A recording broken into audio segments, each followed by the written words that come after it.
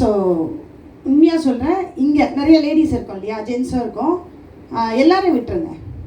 இங்கே எத்தனை பேருக்கு இந்த ப்ராடக்ட் மேலே ஒரு ஒரு சொல்லுவாங்க இல்லையா, அளவுக்கு அதிகமான ஒரு லவ் சொல்லுவாங்க இல்லையா, அது எத்தனை பேருக்கு இங்கே இருக்கு? எல்லாருக்கும் இருக்கா?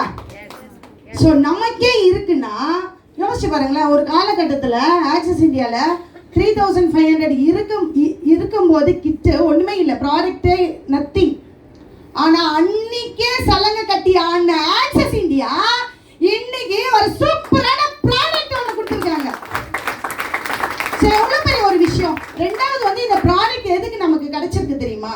இன்னைக்கு நிறைய பேர் பேரண்ட்ஸோட கண்ணீர் வெளியே சொல்ல முடியல. நிறைய பேரண்ட்ஸ்க்கு வந்து வெளியே சொல்ல முடியல, குழந்தைங்களோட ஆதங்கத்தை வெளியே சொல்ல முடியல, அந்த குழந்தைங்களுக்கு அந்த ஆதங்கத்தை சொல்ல தெரியல. அதனாலதான் கடவுள் என்னதோ நம்ம பாபு சார் மூலியமா இந்த கிட்டு கொண்டு வந்திருக்காரு.